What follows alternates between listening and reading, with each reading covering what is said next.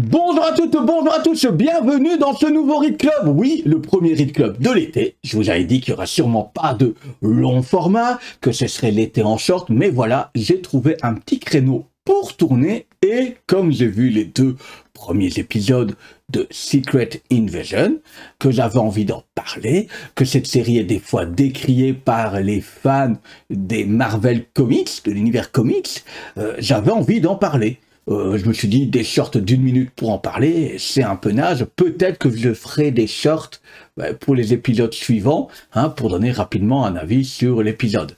Enfin, là, avec les deux premiers épisodes, on a quand même une belle vision de ce que cette série va être et risque d'être. Ok ?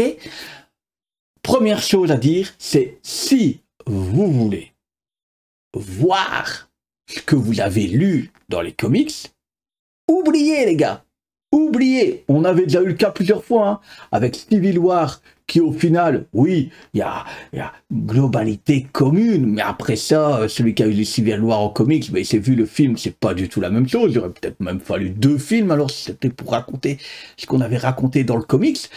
On a déjà eu la même chose, et là je peux tirer à boulet rouge avec Thor Love and Thunder, qui est censé, j'en ai déjà parlé, reprendre Thor, ce qu'on a eu en omnibus, ou Dieu du tonnerre et déesse du tonnerre, c'est clairement pas ça.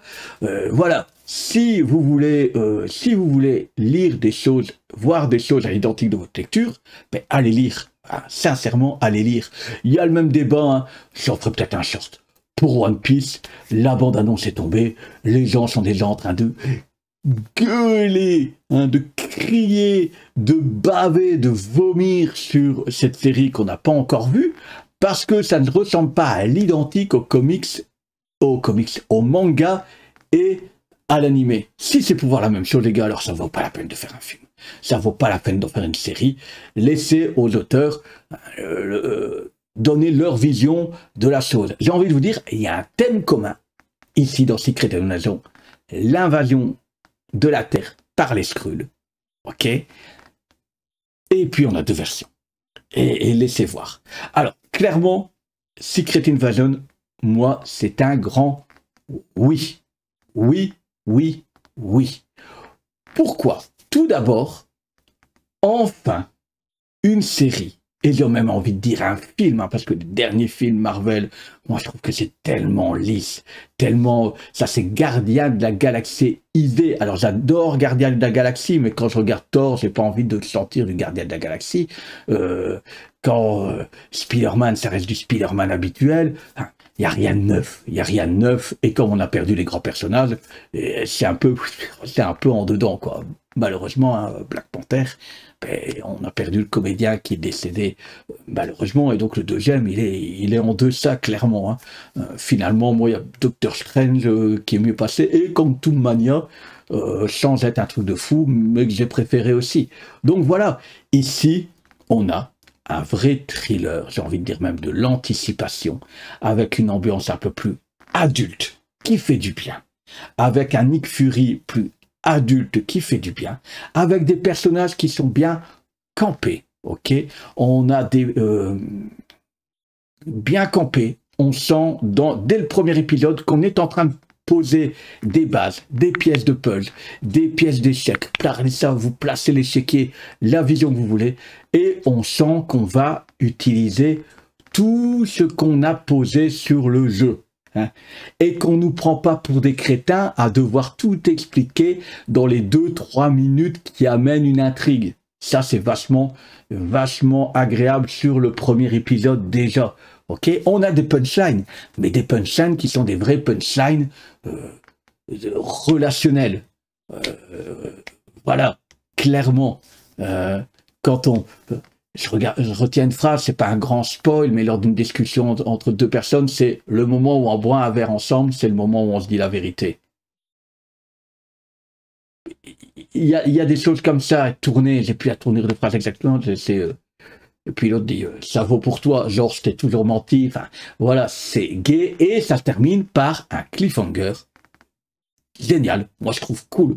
On dit ah ouais, on en est déjà là après un épisode, pop, pop, pop. Et moi, j'ai envie de te dire, si tu as vu l'épisode 1, je suis pas sûr que ce qu'on a vu est réellement avec les Skrulls, ce qui va réellement se passer. Ok? L'épisode 2, beaucoup de duos, beaucoup de scènes en duo, notamment entre Nick Fury et Talos. Nick Fury est la mère d'un personnage. On a encore qui là-dedans en duo, ouais. C'est ces deux duos-là, Nick Fury et War Machine. Oui, léger spoil, mais c'était dans les trailers.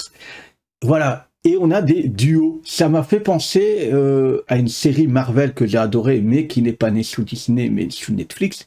Je parlais de Daredevil. Quand on voit les duos Matt Murdock, Wilson Fisk, et puis les duos Daredevil, le Caïd, comme ça que c'est double identité, on a des duos et des discussions vachement fortes. Moi, je trouve que là, c'est vachement fort.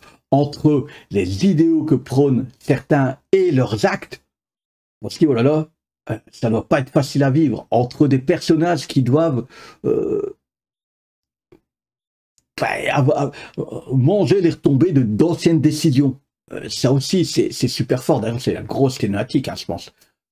Nos choix, est-ce que ça va nous impacter quelques années plus tard? C'est super bien écrit. Alors oui, c'est pas un blockbuster où ça pète dans tous les sens, c'est un thriller d'anticipation, limite un peu d'espionnage, et j'ai l'impression que à tout bout de champ, dû aux Skrulls et à leur pouvoir d'imitation, hein, de pouvoir de métamorphe, etc., de pouvoir brouiller les pistes à un moment donné. Si on n'est pas assez attentif, peut-être se perdre, se faire avoir par le scénario.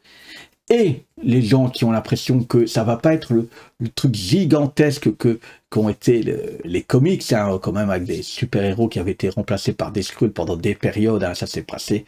Les pièces ont été aussi posées dans le comics très longtemps à l'avance pour nous l'exposer à la tronche à un moment donné. Eh bien, je ne suis pas sûr qu'on ne va pas être surpris. Que ce ne sera peut-être pas aussi grand qu'on le pensait, mais que ce sera sûrement plus grand que ce que l'épisode 1 nous laisse penser. Vous voyez ce que je veux dire? On ne sera pas là, mais j'ai l'impression qu'à un moment donné, on va avoir des choses assez cool. Moi, je suis hyper positif après 2 épisodes.